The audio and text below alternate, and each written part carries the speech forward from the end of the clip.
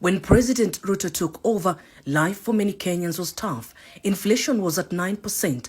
Unga cost about 250 shillings and fertilizer was a painful 7,500 shillings per bag.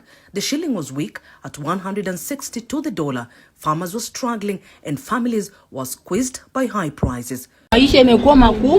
Today, under his leadership, the situation has improved. Kitu kama unga alijaribu sana. Sababu ya subsidies fertilizer ilifanya bei ya unga watu wengi wakalima na unga ikapunguka bei. Hata saa hii bei ya hiyo unga imeanguka kiasi na watu wanakula vizuri. Inflation has fallen to 4.5%, bringing stability to the cost of living. The price of a 2-kilo packet of unga is now around 165 shillings and fertilizer is down to 2,500 shillings, saving farmers over 100 billion shillings. This has boosted harvests and reduced food prices for families.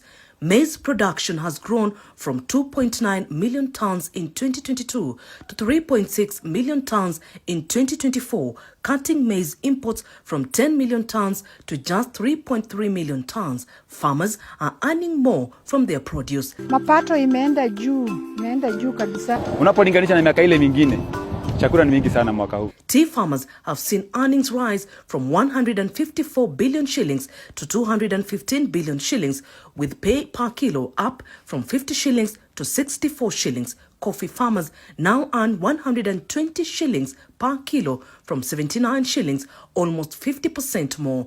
Milk production has increased from 4.6 billion litres to 5.3 billion litres, with exports nearly doubling from 4.9 billion shillings to 9.4 billion shillings. The shilling has strengthened from 160 to the dollar to 129, lowering the cost of imports like fuel and medicine to ordinary Kenyans.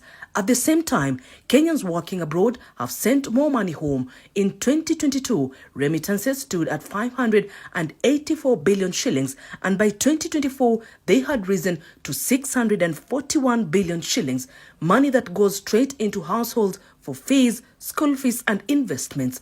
Trade has expanded, with exports to East Africa rising from 226 billion shillings to 321 billion shillings. New trade deals with the European Union and the United Arab Emirates have opened even more markets for Kenyan goods.